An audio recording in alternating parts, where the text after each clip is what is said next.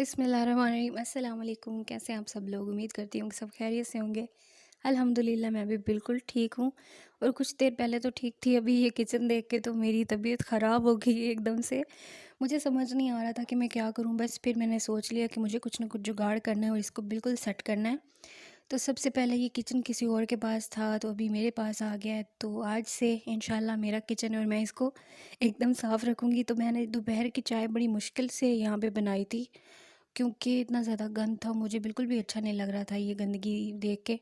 तो मैंने सोच लिया कि कोई ना कोई जुगाड़ लगा के मुझे किचन साफ़ करना है और एकदम नीट एंड क्लीन करना है। तो यहाँ पे मैं छत पे गई और वहाँ से जी कुछ टाइल थी वो पड़ी हुई थी जो लगाते हैं ना उधर।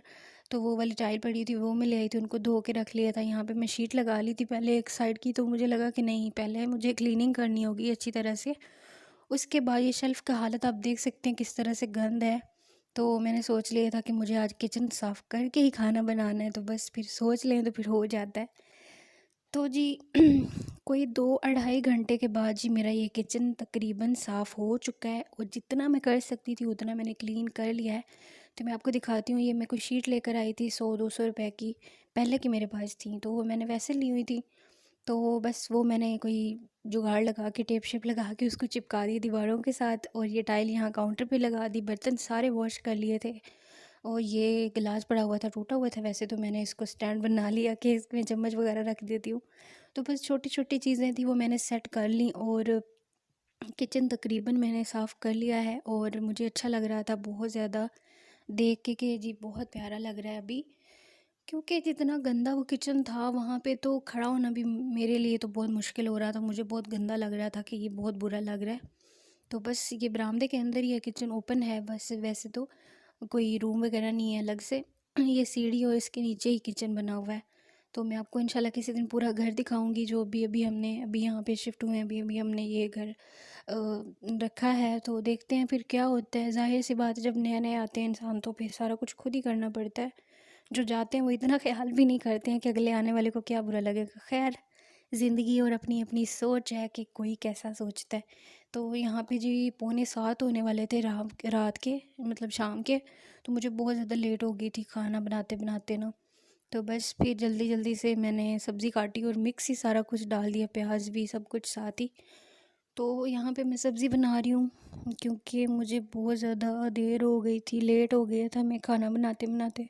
तो मैंने सोचा खाना तो बनाना ही है, जो तो तो मैं इतनी ज़्यादा थक गई थी ना, मेरा दिमाग भी काम नहीं कर रहा था। फिर मैंने सोचा चलें वीडियो ही साथ बना लेती हूँ, क्योंकि मैं ना बहुत फ़ज़ूल तकरीबन सोचती हूँ, अकेली रहती हूँ ना।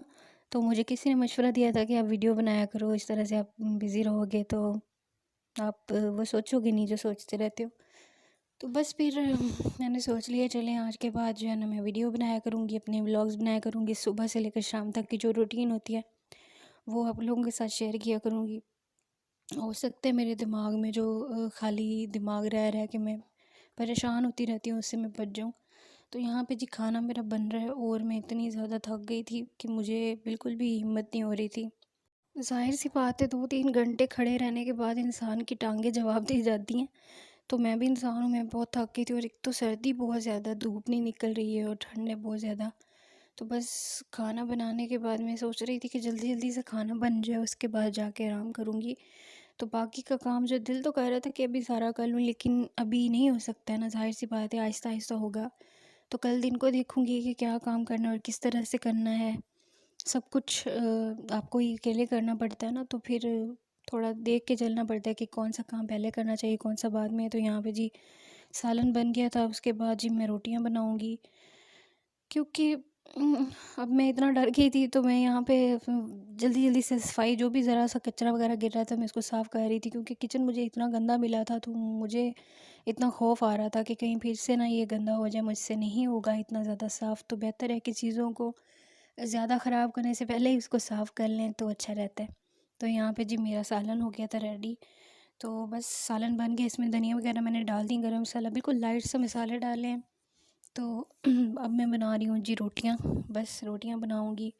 और यही है जी दिन की आज की, तो यही सबसे बड़ी जो मैंने सबसे बड़ा काम तो आज यही किया मैंने कि किचन अपना जो है ना बिल्कुल न्यू बनाया है गंदे से, और न्यू लुक इसकी आ गई और मुझे बड़ी खुशी हो रही है। जब चीज़ों को आपको देख के खुशी होती है ना, वो बयान नहीं कर सकते हो, ठीक है जी।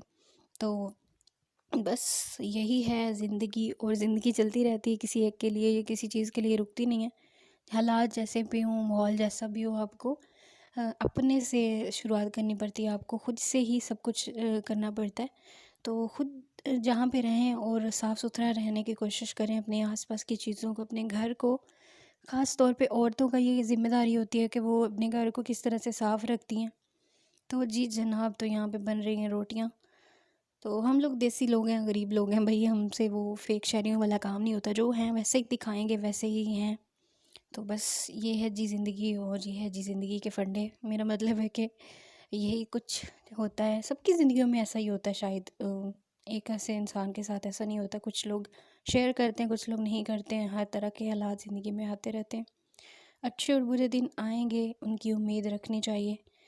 तो अल्लाह से दुआ है कि जहाँ भी कोई है उसको खुश रखे, आबाद रखे जी। तो मुझे दें इजाज़त, फिर मिलते हैं नेक्स्ट व्लॉग में इंशाल्लाह ज़रूर। तो जहाँ रहें खुश रहें, अल्लाह हाफिज़।